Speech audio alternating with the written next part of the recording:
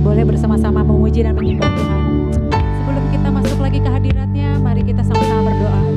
Bapa, terima kasih kalau pagi hari ini kami boleh bersatu di sini Tuhan untuk menyembah Engkau, memuji Engkau Tuhan.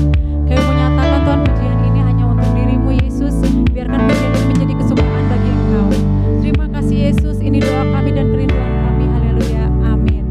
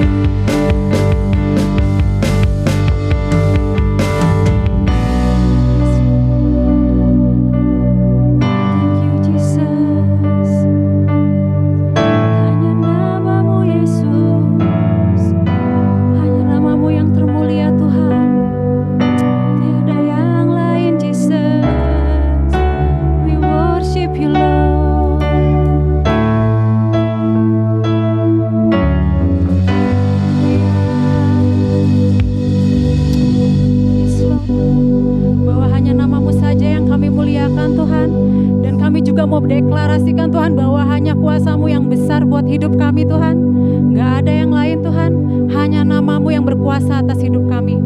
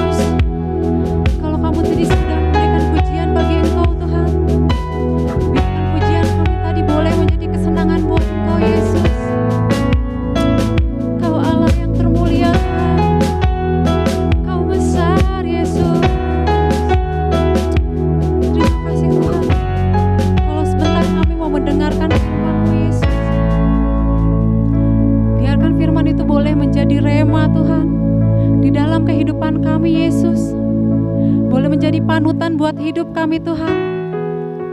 Berkati juga Tuhan hamba-Mu yang akan menyampaikan kebenaran firman-Mu Tuhan. Urapi dia Tuhan, berkati dia Tuhan, supaya apa yang tersampaikan darinya boleh menjadi firman yang baik buat kami Tuhan. Ini kami Tuhan, ini doa kami Yesus. Terima kasih Yesus, ini doa kami, haleluya, amin. Haleluya. Shalom jemaat adik Tuhan, selamat pagi, selamat hari Minggu, suatu anugerah buat kita semua. Kalau sampai pada hari ini, kita bersama-sama masih bisa mengikuti ibadah online ini. Saudara, pada hari ini saya ingin menyampaikan firman Tuhan, ingin berbicara tentang kondisi rohani kita. Temanya adalah waspadai kondisi rohani Anda. Diambil dari Mazmur 57. Nah, saya mengambil dari kitab Mazmur 57 ini saudara.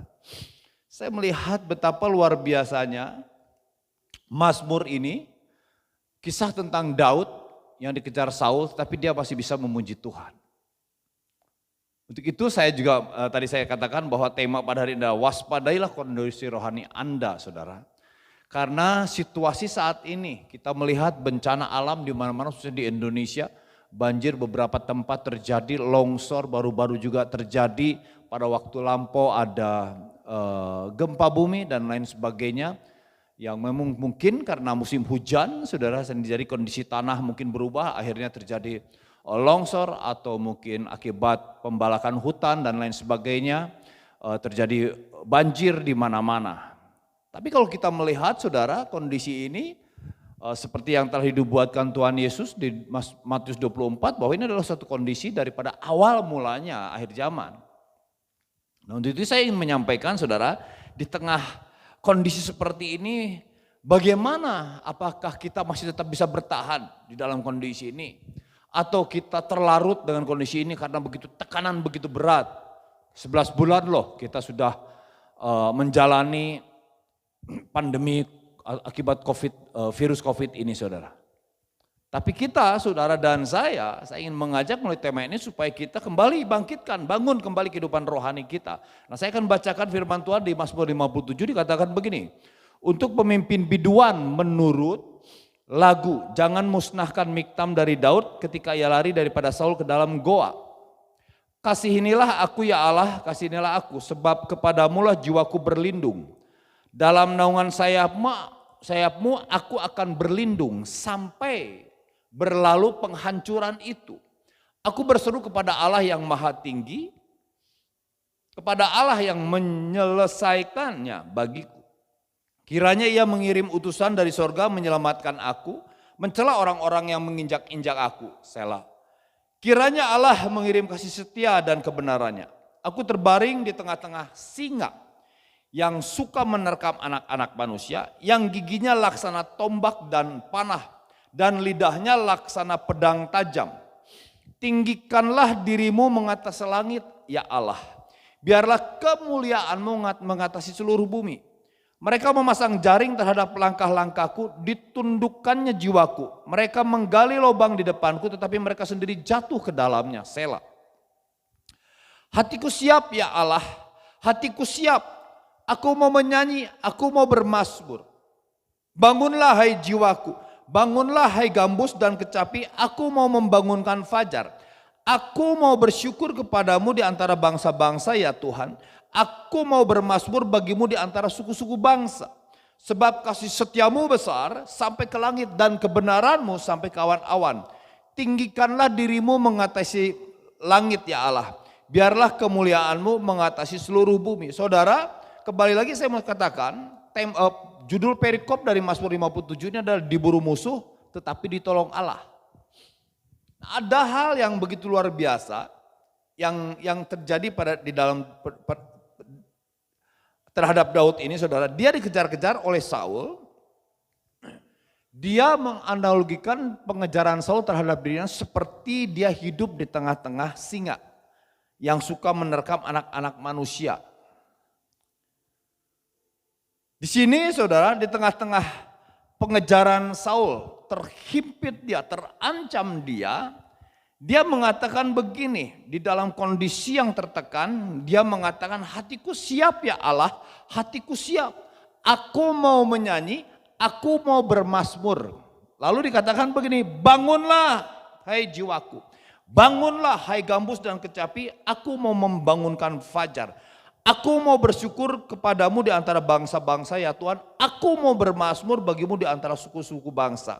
Sebab kasih setiamu besar sampai ke langit. Saudara, Daud di tengah-tengah tekanan ini, dia mengatakan hatiku siap ya Tuhan. Hatiku siap ya Allahku. Aku mau bernyanyi, aku mau bermazmur. Dia mengatakan kepada Tuhan, kepada Allahnya, hatiku siap untuk bernyanyi dan bermazmur. Terus dia katakan kepada dirinya, bangunlah hai jiwaku. Nah kalau saudara, kalau ada orang mengatakan kayak menyemangatkan dirinya, pasti kondisinya sesungguhnya itu tidak sebaliknya.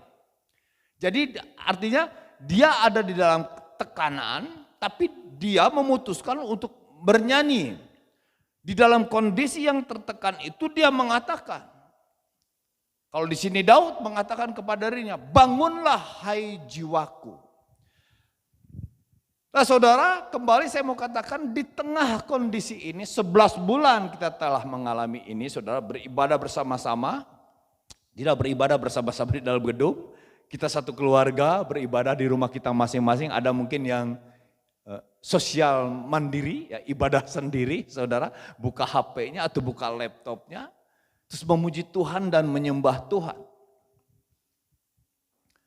Saudara, kondisi ini kita melihat sepertinya memang betul-betul, bukan sepertinya, memang betul-betul kita dikondisikan oleh wabah yang sedang terjadi ini sehingga kita harus tidak melakukannya di dalam gedung seperti yang biasa kita lakukan. Nah kita harus berdoa saudara, kita harus berdoa supaya kiranya vaksinasi yang sedang dilakukan, suntikan pastikan vaksinasi ini yang sedang dilakukan di Indonesia bisa dilakukan kepada seluruh masyarakat Indonesia, 250 juta lebih orang ini, dan kita bisa bebas. Saya mendengar kemarin dari Ketua Satgas BNPB, Doni Murdano, ya Satgas Covid, Kepala Satgas Covid juga, dia mengatakan targetnya bulan Agustus ini, pas tanggal 17 Agustus, Indonesia menang terhadap wabah ini. Luar biasa, kita doakan sekencangnya supaya pemerintah memang betul-betul bisa melakukan ini, tapi juga tidak luput itu semua juga pada dukungan kita masyarakat untuk betul-betul kita tetap tertib, disiplin untuk melakukan 3M ini.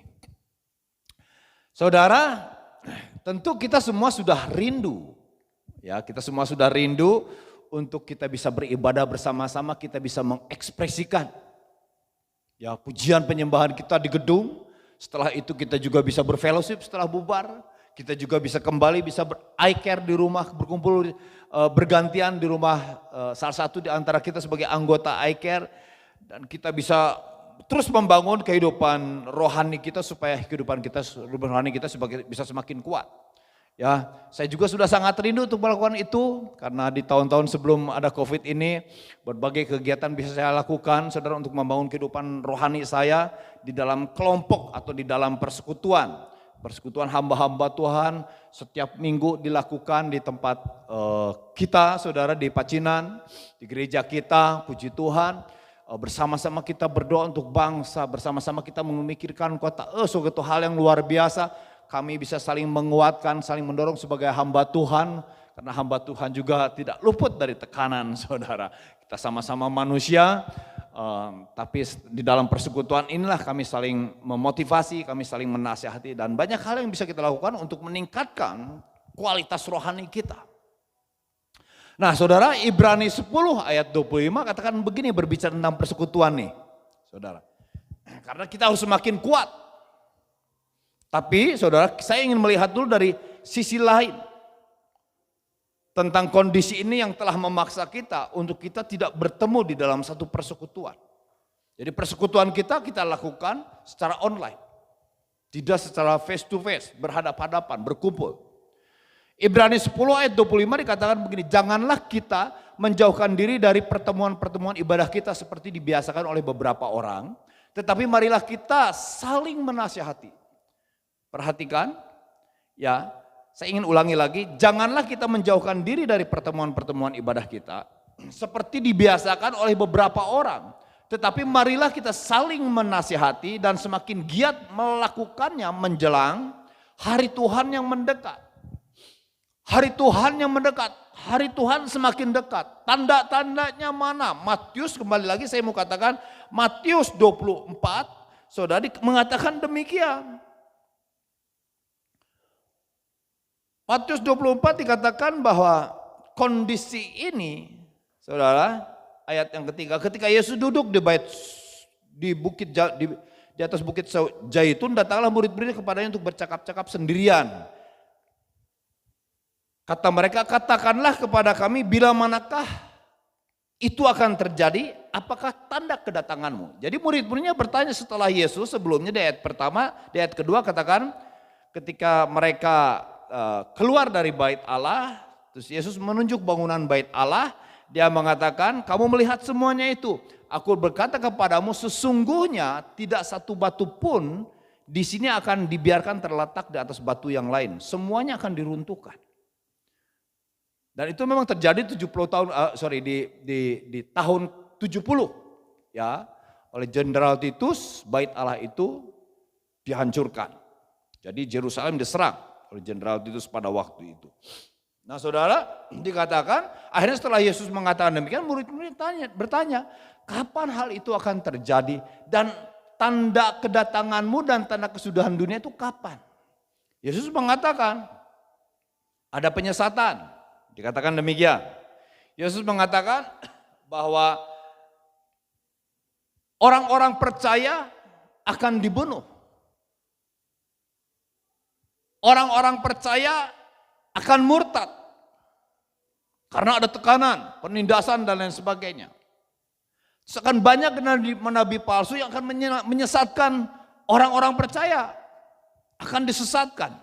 Selanjutnya dikatakan karena makin banyaknya kedurhakaan, dikatakan bahwa kasih kebanyakan orang akan menjadi dingin. Tetapi orang yang bertahan sampai pada kesudahannya akan selamat. Ya. Di ayat 6 yang 8-nya, di ayat 6 dan ke-8 di pasal 24 Matius ini dikatakan bahwa bencana terjadi di mana-mana. Jadi bencana penganiayaan terhadap orang percaya, bahkan akhirnya orang percaya juga ada yang sampai murtad, saudara. Terus kasih semakin dingin karena bertambahnya kedurhakaan. Betul-betul nurani itu sudah pada mati sebagai manusia. Yang harus saling mengasihi, yang harus menghormati sesamanya sudah tidak ada. Saling membunuh, saling menipu, semakin jahat. Dan selanjutnya ayat 13 dikatakan begini, tetapi orang yang bertahan sampai kesudahannya akan selamat. Nah saudara, kalau melihat ini saudara, menjelang hari Tuhan ini dikatakan, Ibrani mengatakan, jadi penulis Ibrani menasihati orang-orang Ibrani yang ada di perantauan, maksudnya di luar Israel waktu itu, di beberapa negara ada, dikatakan kalian, ya ada di satu tempat, dikatakan dinasihati oleh penulis Ibrani dikatakan, jangan kamu menjauhi pertemuan-pertemuan ibadah, seperti yang dibiasakan oleh beberapa orang, tetapi marilah kita saling menasihati, semakin giat melakukannya menjelang hari Tuhan yang mendekat. Jadi adanya persekutuan itu sebetulnya bisa membuat kita menguatkan roh kita bisa saling menasihati, kita bisa saling menolong menjelang kedatangan Tuhan. Kedatangan Tuhan kapan? Datangnya secara jelas tidak tahu kita.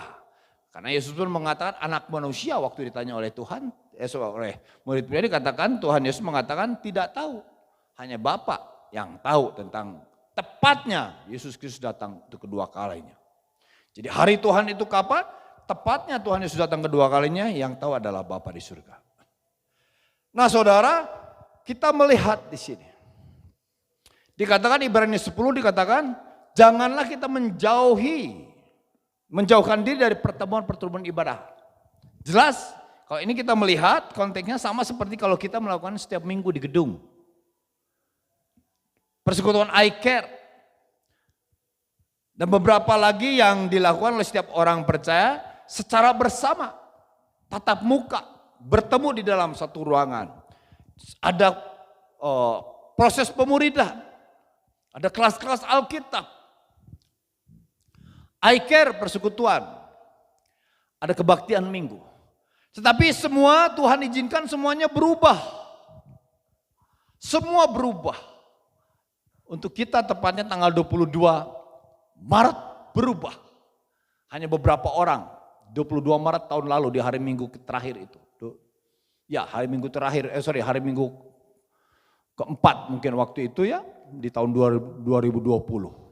Terakhir kita beribadah di tempat ibadah ini dan itu sudah dibatasi. Baru minggu kemudiannya di akhir Maret sudah tidak ada lagi ibadah. Sampai saat ini kita harus melakukannya di rumah. Semua berubah. Kita harus hidup di dalam kewaspadaan yang tinggi. 3M, mencuci tangan, pakai masker, apalagi menjaga jarak. Kewaspadaan tinggi, tegang, takut tertular. Pokoknya gaya hidup yang biasa dirubahkan dengan new normal dikatakan pada waktu awal-awal itu dikatakan. Satu kebiasaan yang baru. Kita harus mengalah, beberapa gereja melakukannya, tapi hanya 25 sampai mungkin 50%. Dengan sesuaikan dengan kondisi ruangan. Apakah aman atau tidak untuk melakukan ibadah bersama di dalam satu ruangan? Kalau tidak kita lakukan sama seperti kita. Beberapa gereja kondusif, representatif ruangannya untuk dipakai untuk ibadah. Sehingga mereka melakukannya. Tapi jumlahnya mungkin hanya 25%. Sampai 50%. Udah kebanyakan mungkin 50% pun.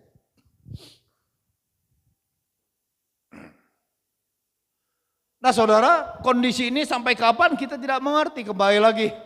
Ya tadi Satgas Covid mengatakan, kepala Satgas Covid, targetnya bulan Agustus, mari kita semakin kencang berdoa, amin, untuk kita bisa sama-sama. Nah saudara, tentu kita sudah rindu untuk melakukan itu secara bersama kembali ketika Indonesia menang menghadapi ini. Tapi supaya saudara ketahui saudara, jauh sebelumnya, mungkin 2-3 tahun sebelumnya, ibadah online itu saudara sudah dilakukan live streaming, ya beberapa gereja dari luar negeri ya. Atau mungkin di Indonesia mungkin ada juga yang melakukannya saudara. Dan ada yang mengatakan di grup WA, ya ada yang waktu itu menyampaikan bahwa saya suka melakukannya sekarang ya di rumah sajalah. Bangun tidur saya langsung setel pada jam tertentu. Saya bisa live streaming mendengarkan khotbah. Lebih asik, saya bisa ganti-ganti dan lain sebagainya. Waktu itu saya merasakan kurang klop. Kok ibadah begitu sih? Saudara, rasanya kurang klop.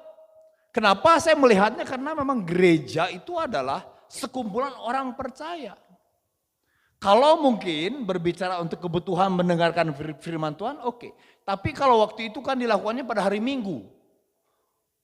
Hari Minggu, terus mereka meninggalkan persekutuan di rumah saja sebelum Covid, saudara, sudah melakukan itu. Waktu itu saya mengatakan, kok rasanya kurang klop. Tapi ini sekarang terjadi, saudara. Terjadi. Nah kita melihat kembali di Ibrani 10 ayat 25 ini saudara, telah diubahkan. Nasihat Ibrani 10 ini saudara ayat 25 dikatakan, jangan kamu meninggalkan persekutuan. Terjadi ini sama kita. Kita bukan meninggalkan disengaja, tapi dikondisikan oleh virus corona ini saudara. Sehingga alternatif kita untuk kita bisa beribadah dengan online. Karena jelas kalau IFJF Cimahi tidak bisa melakukan itu karena memang tidak representatif ruangannya. Saya merasakan tidak representatif. Kalau hadir pun paling 20 orang, tapi mungkin dengan ketegangan, dengan kecurigaan dan lain sebagainya. Kayaknya nggak nyaman. Butuh keberanian. Jelas saudara, saya melihat ini bukan hanya saya menyoroti atau memperhatikan kondisi kita IFJF Cimahi. Saya mendengar, saya membaca, melihat ada laporan-laporan dan sebagainya saudara bahwa tingkat kefrustrasian akibat pandemi ini semakin meningkat. Karena kita makhluk sosial yang biasanya bertemu dengan orang lain. Sekarang kita harus dijaga jarak. Dulu kita ini makhluk sosial, kita harus berbaur dan lain sebagainya. Ternyata kita dipisahkan, diubahkan semuanya itu oleh virus ini. Dan ini mempengaruhi kehidupan rohani, kehidupan beragama. Ada orang-orang yang sudah jenuh dengan kondisi ini mungkin karena melihat kok Tuhan tidak bergerak, kan katanya suruh berdoa, katanya suruh bersama-sama berkumpul, katanya suruh bersekutu, kok sekarang kok Tuhan kayaknya gak bergerak sehingga dibiarkan saja terjadi ini. Akhirnya dia tidak percaya kepada Tuhan. Ateis memutuskan sudahlah. Tingkat kefrustrasian ini terjadi di mana-mana. Matius 24 dikatakan tadi, saudara, tetapi orang yang bertahan sampai kepada kesudahannya akan selamat. Saudara yang dikasihi Tuhan, ini ujian nih. Kalau kita melihat di Matius 24 ayat 1 sampai 14 ini adalah satu kondisi ya nubuatan Tuhan tentang akhir zaman, tanda-tandanya baru awalnya dikatakan oleh Tuhan. Ini sekarang semakin dirasakan sekali. Segala aturan-aturan atau kebiasaan-kebiasaan dalam beragama pun diubahkan, kita dipaksa untuk berubah. Betul-betul di sini seperti penyaringan, saudara, seperti penyaringan. Kalau dikatakan oleh Tuhan barang siapa takkan, tetapi semuanya itu adalah barulah permulaan penderitaan menjelang zaman baru, dikatakan demikian. Tetapi orang, ayat yang ke-13 pasal 24 Matius ini dikatakan tetapi orang yang bertahan sampai kesudahannya akan selamat. Bertahankah kita? Atau kita frustrasi, kita sudah jenuh dengan ibadah ini? 11 bulan badai ini, pembatasan serta keterbatasan telah, saudara, membuat kita mengalami kesulitan mungkin di dalam membangun kehidupan rohani kita. Kita mungkin kebingungan bagaimana caranya membangun manusia rohani saya nih saat ini. Saya nggak begitu jelas. Kalau mengikuti ibadah online, aduh, jelas ada keterbatasan. Mungkin sinyalnya, ada gangguannya seperti minggu lalu. Ya, begitu dicek jam 9 saudara, waduh, kita melihat ada kesalahan di dalam penguploadan ibadah pada minggu lalu. Itu yang membuat agak telat sehingga dirubah dulu waktu itu. Begitu banyak hal-hal teknis mungkin saudara yang itu juga menjadi hal-hal yang membuat kita mungkin jadi mengalami kejenuhan.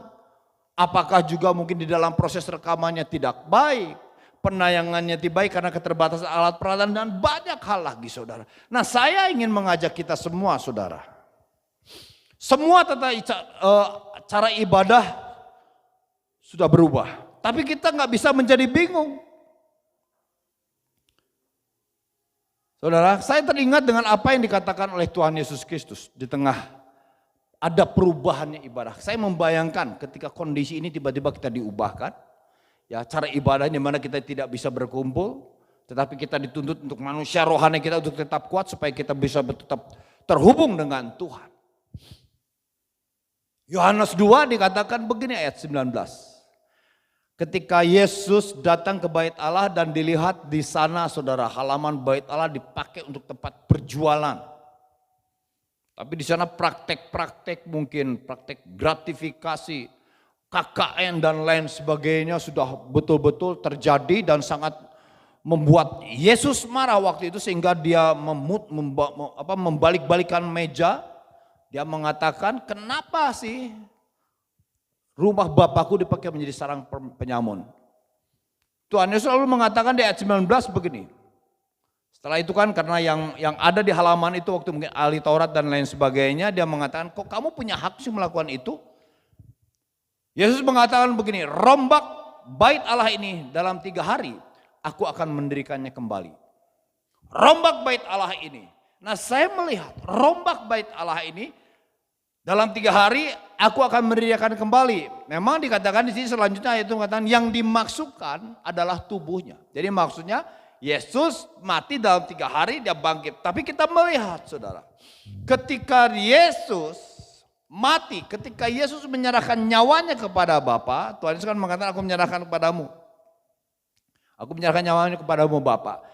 Di situ dikatakan, Alkitab mengatakan tabir bait suci terbelah 2 dari atas sampai ke bawah. Ya, di kitab Injil yang terakhir itu ditulis, kita melihat di sana pada saat Yesus mau mati, ya, ketika Yesus mati menyerahkan nyawanya, dikatakan tabir bait suci terbelah 2 dari atas sampai ke bawah. Nah, ini adalah dimaksudnya adalah tata cara ibadah itu berubah. Pasca Yesus, ya, kematian Yesus, tabir bait Allah terbelah dan akhirnya lahirlah gereja mula-mula. Semua tata cara ibadah berubah. Kita lihat di Kisah Rasul.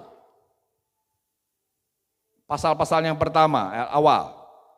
Korban binatang tidak diperlukan lagi. Kenapa? Karena sudah digantikan oleh korban yang sempurna dan tidak dilakukan berulang-ulang dan cukup 1 kali saja. Ditulis di dalam Ibrani 28 sampai ayat di Ibrani 10. Sudah ditulis demikian. Tentang korban binatang yang digantikan dengan tubuh Yesus Kristus. Semula yang hanya imam saja yang bisa datang ke ruang Maha Kudus Allah, berhadapan dengan Bapa di sorga. Saudara, itu semua sudah tidak diperlukan. Semua orang percaya sudah bisa datang kepada Bapa. Ibrani 10 ayat 19 sampai ayat 25 dikatakan begini. Di ayat 19 dikatakan, oleh darahnya kita dapat masuk ke tempat kudus. Karena ia telah membuka jalan yang baru dan yang hidup bagi kita melalui tabir, yaitu dirinya sendiri. Haleluya. Ibadah berubah. Korban sudah digantikan. Tidak diperlukan lagi korban binatang yang berulang-ulang dilakukan. Cukup sekali saja karena itu sangat sempurna. Imam yang bisa datang ke bait Allah untuk ke hadapan Bapa surga di ruang Maha Kudus, saudara. Begitu tabir bait Allah terbelah oleh kematian Yesus, karena kematian Yesus, saudara, setiap orang percaya jadi imamat yang rajani, yang bisa datang kepada Tuhan. Untuk berseru kepada Tuhan sendiri. Ibrani 10 ayat 19 dikatakan sampai 25, oleh darahnya kita dapat masuk ke tempat kudus. Bukan orang tertentu lagi, setiap orang percaya. Ini adalah awal lahirnya gereja perjanjian baru. Jadi saudara, ketika lahir gereja mula-mula, semua ibadah berubah, walaupun di dalam perjalanan orang Kristen, entah di tahun keberapa mulainya saudara, ditanggapi dengan ingin banyak orang yang ingin kembali beribadah dengan cara yang ya enggak lama sebetulnya, karena nasihat penulis Ibrani kepada jemaat Ibrani pun saudara, ini nasihat mengatakan di mana jemaat Tuhan waktu itu ingin kembali saudara kepada ritual-ritual agama yang lama di dalam ibadah kepada Tuhan. Sehingga penulis Ibrani mengatakan oleh darahnya kita dapat masuk ke tempat kudus, dan itu terus berlangsung. Ada aturan-aturan yang ditekankan di dalam peribadatan, di dalam gereja. Ada yang disalah tafsirkan oleh jemaat, atau memang jemaat mendapatkan pengajaran demikian pada waktu itu, sehingga saudara, jemaat tidak memperhatikan atau para pemimpin gereja tidak mengajak jemaat untuk kamu harus membangun hubungan pribadi dengan Tuhan untuk sebagai upaya kamu untuk meningkatkan kualitas rohanimu sehingga kamu semakin dewasa di dalam ikut Tuhan, supaya kamu semakin bertumbuh di dalam pengenalan akan Tuhan. Apakah gerejanya atau pemimpin gereja pada waktu mengajarkannya demikian, atau jemaat mensalah artikan yang dia dapatkan dari pemimpin gereja sehingga mereka begitu banyak aturan-aturan di dalam bergereja. Concern atau mungkin ya perhatian mereka terhadap pertumbuhan Rohaninya hanya mengandalkan para pemimpin gereja. Mungkin tidak diajarkan tentang bagaimana cara bertumbuh sendiri. Membangun hubungan sendiri dengan Tuhan. Saudara, saya menekankan ini saudara.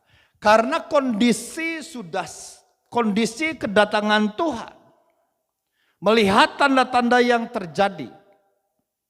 Sudah semakin dekat. Tapi suatu penghiburan buat kita saudara dan saya. Di ayat 13 Matius 24. Tetapi orang yang bertahan sampai kesudahannya akan selamat. Jelas orang yang bertahan adalah orang yang kuat.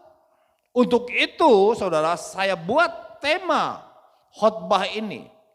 Waspadai kehidupan rohani Anda.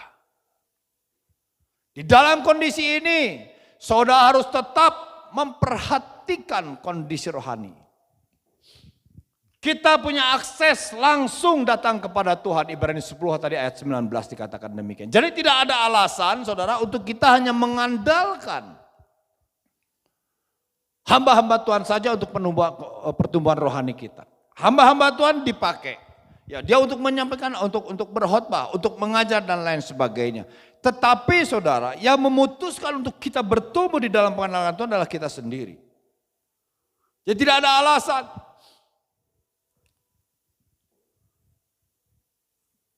Saudara, kita paham bahwa manusia jasmani ini perlu dikasih makanan, asupan-asupan, vitamin, protein, dan lain sebagainya supaya kita kuat, supaya kita sehat. Saudara, kalau manusia jasmani ini kita tahu bahwa dibutuhkan makanan, demikian juga sebetulnya kehidupan rohani kita. Bahkan saudara, yang lebih utama sesungguhnya adalah manusia rohani kita. Untuk itu saudara,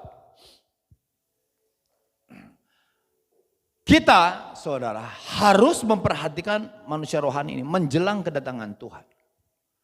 Agar kita saudara dan saya bisa bertahan di dalam menghadapi pengenalan ini. Ingat, karena tingkat kefrustrasian di akhir zaman ini semakin menekan manusia.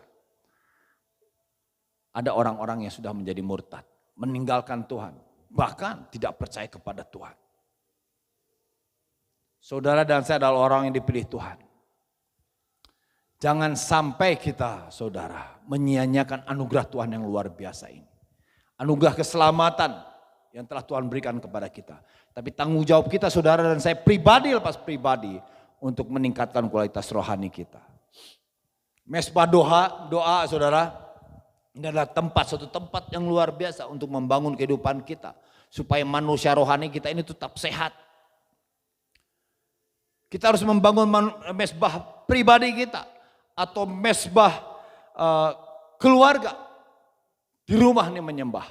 Bersama-sama. Bersama-sama kita merenungkan, mendiskusikan firman Tuhan. Saudara, saya ingin menyampaikan tentang apa itu ibadah saudara. Supaya saudara betul-betul menyadari tentang kondisi ini saudara. Jangan saudara salah paham dengan hal ini saudara. Saya ingin menyampaikan tentang apa itu ibadah. Apa itu berdoa atau sembahyang. Apa itu menyembah Tuhan. Nah saya googling saudara. Ibadah itu adalah pernyataan bakti berdasarkan aturan agama. Itu ibadah. Ya, jadi setiap hari Minggu. Ada doa Jumat waktu itu kita lakukan. Ya, upacara keagamaan, segala usaha lahir batin yang harus dilakukan oleh pengikutnya. Jadi pengertian ibadah ini definisi ibadah. Ya. Terus apa itu sembahyang? Sembahyang itu adalah kegiatan keagamaan yang menghendaki terjalinnya hubungan dengan Tuhan. Itu yang saya maksud tadi, yuk kita bangun mesbah doa. Kita berdoa supaya terjalin hubungan kita dengan Tuhan. Apa itu penyembahan atau menyembah? Menyembah itu adalah tindakan menghubungkan penghormatan kepada Tuhan, mengagumi, mencintai, memuja dan menyembahnya. Jadi ekspresi, ya, worship. Penyembahan itu adalah tindakan menghubungkan penghormatan kita kepada Tuhan. Satu ekspresi mengagumi Tuhan, mengasihi Tuhan, memuja Tuhan. Kita melihat di sini, saudara. Jadi ketika kita datang ke dalam mezbah doa itu, saudara, di sana kita bisa menyembah, memuji Tuhan. Di sana kita bisa menjalin hubungan dengan Tuhan. Jadi saudara, kalau kita melihat definisi tentang hal ini, tentang kehidupan beragama kita yang sesungguhnya, saudara, kalau ngomong disebut beragama, kita harus menjalin hubungan dengan Tuhan. Kualitas rohani kita adalah tanggung jawab pribadi lepas pribadi. Bukan tanggung jawab pasangan kita, bukan tanggung jawab orang tua kita, bukan tanggung jawab pemimpin agama kita, tapi tanggung jawab pribadi lepas pribadi. Saudara, kita datang di mezbah doa untuk mengagumi, mengasihi Tuhan melalui pujian, melalui mazmur. Kita berdoa menjalin hubungan dengan Tuhan. Kita memujanya, kita menyembahnya. Saudara, itu adalah hak istimewa yang diberikan Tuhan kepada kita. Itu hak yang luar biasa. Saya percaya ketika kita datang kepada Tuhan, apakah kita berdoa meminta sesuatu kepada Dia? Apakah kita datang kepada Dia ingin mendengar apa yang Tuhan ingin sampaikan kepada kita? Ketika kita berdoa menyembah Tuhan, kita memuji Tuhan, kita mengasihi Tuhan dengan pujian penyembahan. Kita bersujud di ruang doa pribadi kita atau di ruang di mezbah keluarga kita bersama anak istri atau suami saudara. Tuhan sangat senang ketika kita menghampirinya. Jelas ketika Tuhan senang dengan pujian penyembahan kita, kehidupan Dia terus semakin mengalir kehidupan kita. Sehingga kita mengalami kesegaran demi kesegaran hari lepas hari. Saudara, saya mengupayakan itu setelah saya menyoroti kehidupan jemaat. Kehidupan saudara, saya sebagai gembala, saudara mengupayakan itu. Melalui apa yang saya khotbahkan selalu lebih penekanan tentang hubungan dengan Tuhan. Setiap hari saya upayakan, hampir setiap hari saudara, saya upayakan untuk dari mulai hari, sekarang sudah berubah, dari Senin sampai Jumat saya kirim renungan untuk didiskusikan. Walaupun itu mungkin tulisan orang lain. Tapi saya melihat bahan-bahan ini bagus sebagai diskusi. Diskusi firman Tuhan. Mezbah keluarga, kita bisa bersyafaat berdoa untuk bangsa. Saya mengupayakan ini karena saya ingin supaya jemaat bertumbuh. Matius 24 ayat 13 supaya saudara dan saya, supaya jemaat semua bertahan di dalam menghadapi tekanan-tekanan apapun saudara. Saya memonitor terus melalui apa yang saya dengar. Melalui apa yang saya lihat. Saudara, kemarin saya mencek, nah ini curhat, ya berapa sih yang ikut kebaktian? Dari mulai start kebaktian hanya berapa orang? Sudah hampir selesai bertambah beberapa orang. Jumlahnya hanya waktu itu sampai 15 kali ditonton, bukan orang. Berarti kalau 15 kali 2, 30 orang. Dan itu pun saya nggak tahu apakah itu semua jemaat AFJF. Itu menjadi pergumulan saya sebagai jemaat. Nah, saya ingin menyampaikan ini. Sekalipun, saudara, ada pembatasan, ada keterbatasan mengenai sinyal atau kuota.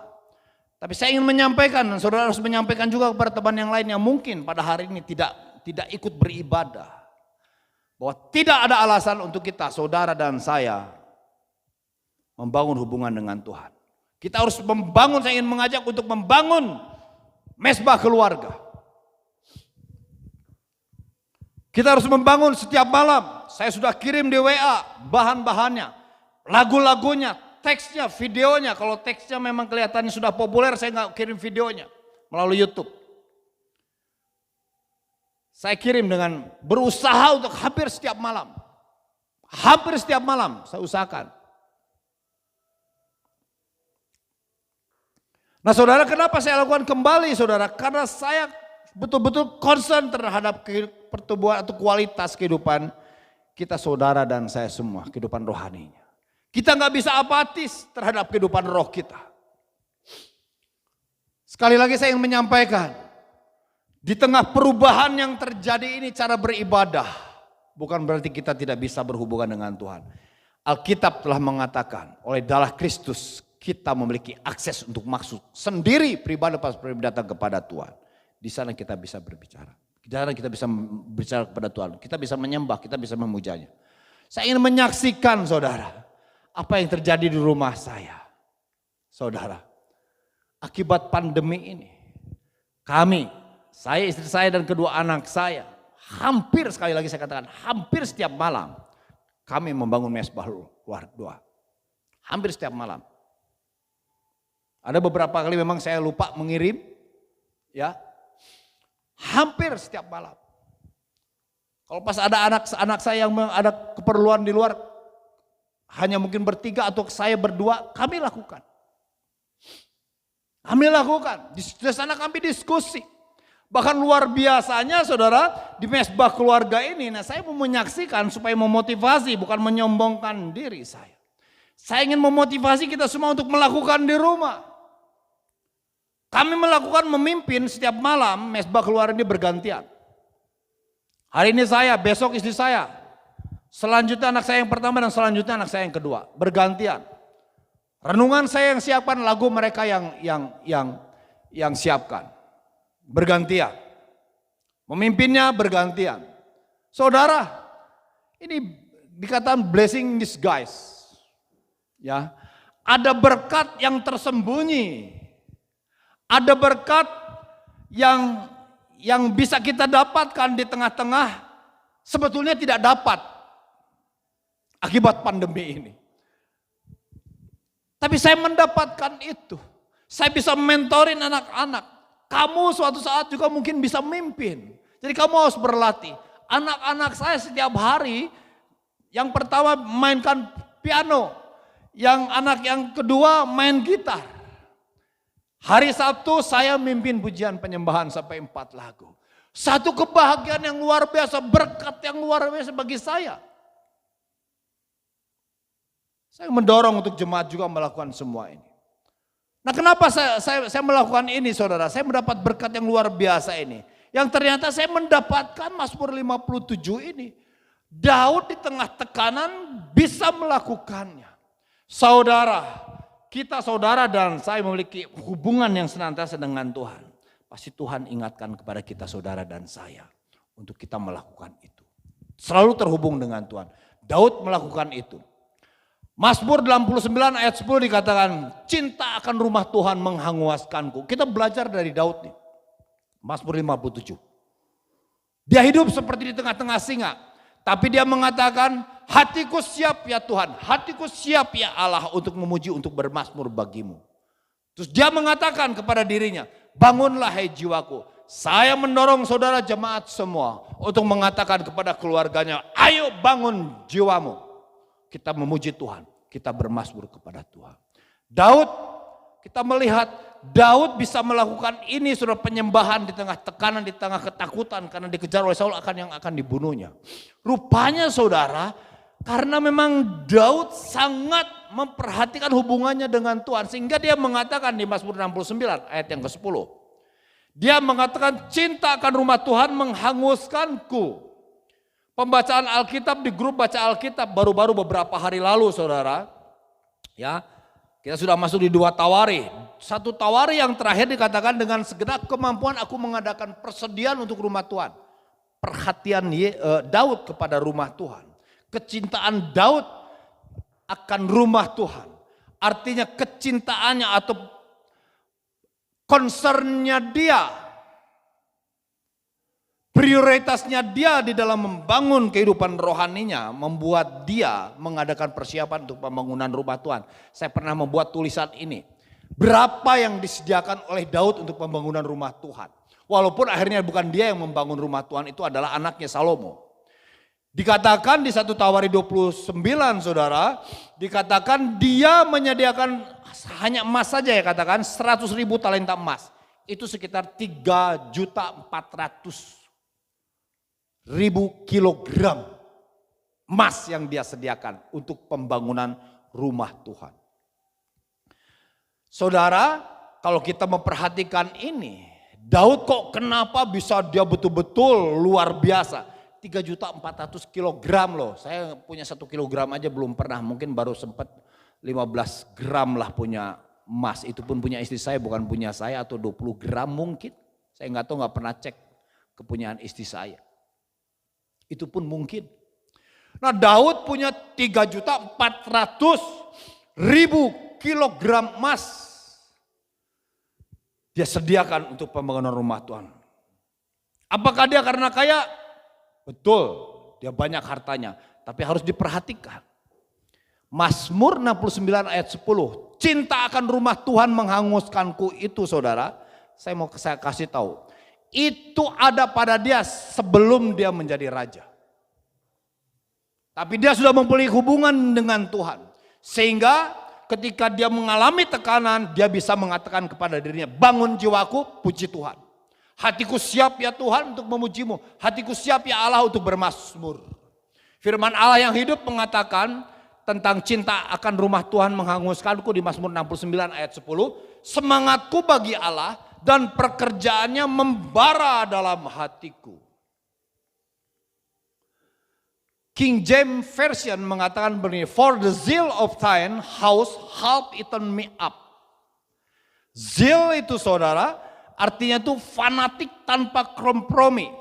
Ya, saudara, kecintaannya yang tanpa kompromi terhadap bait Allah, terhadap rumah Tuhan telah menelan dia.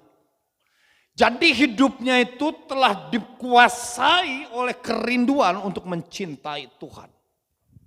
Kenapa dia lakukan itu? Dia lakukan sejak masih kecil. Ketika dia masih menggembalakan domba. Itulah pengalaman-pengalaman dia yang dia tuliskan di dalam Mazmur.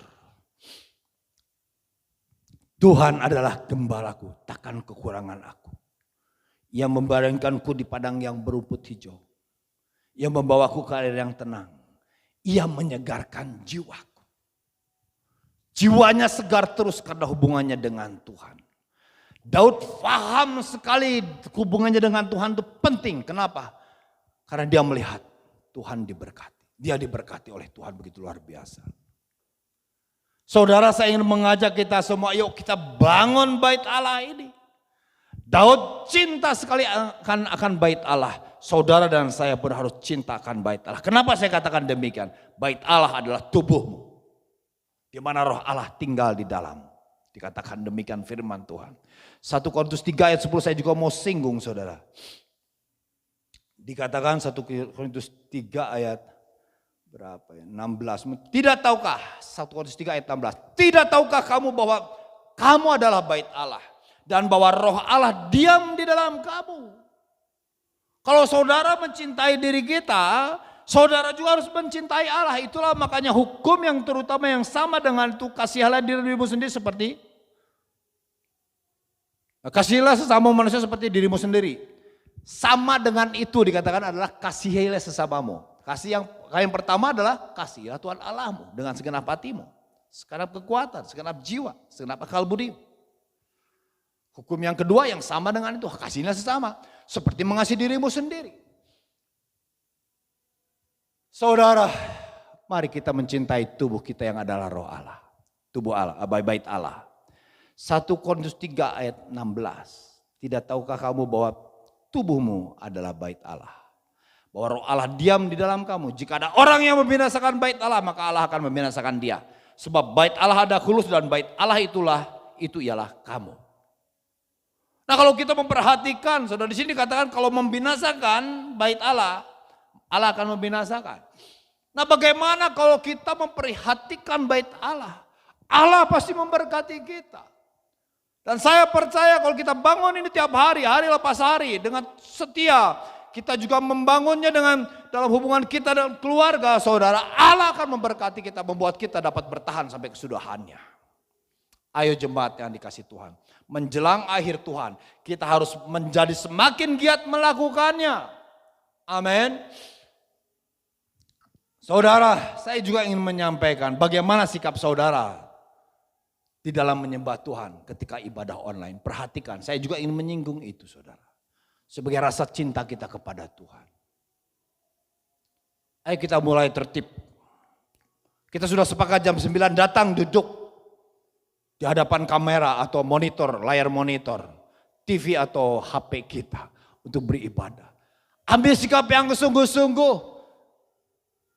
Bersujud, duduk, rapi, tunjukkan hormat kita kepada Tuhan. Ayo kita berdisiplin tentang hal itu. Kalau kita sepakat jam 9 jangan sore ibadahnya saudara, buka YouTube-nya. Ayo saudara. Daud di tengah-tengah badai yang begitu kuat dia tetap bisa menyembah Tuhan. Saudara dan saya bisa melakukan itu. Kita harus putuskan. Daud mengatakan di Mazmur 104 ayat 33. Aku hendak menyanyi bagi Tuhan selama aku hidup.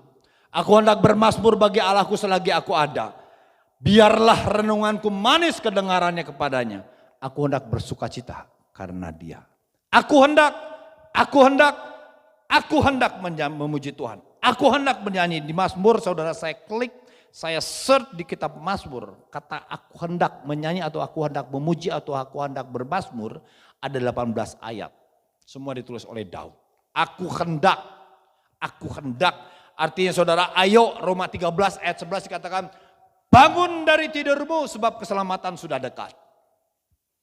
Bangun dari tidurmu, katakan kepada tubuh kita, kepada jiwa kita, hai jiwaku ayo bangun, puji Tuhan.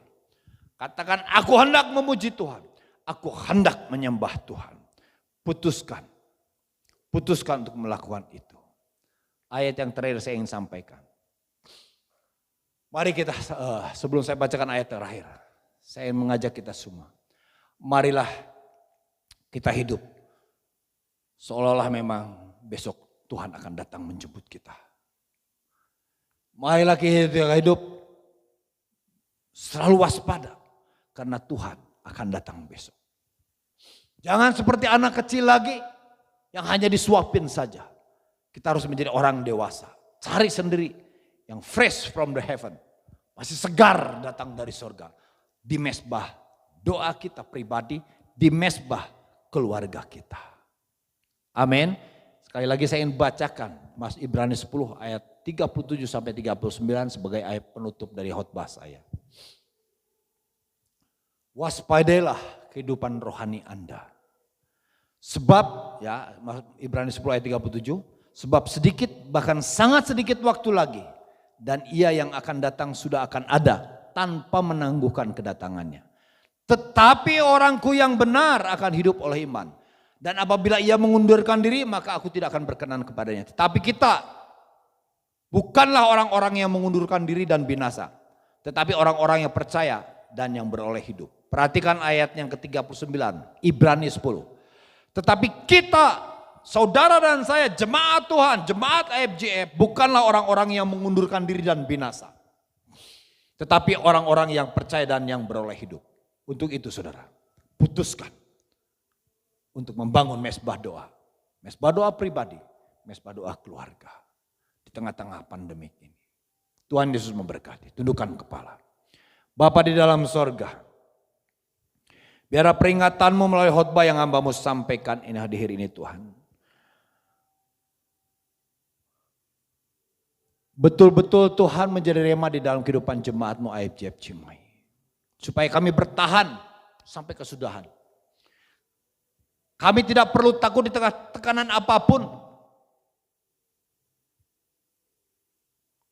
Kami akan tetap beribadah. Kami tetap akan memperhatikan kehidupan rohani kami.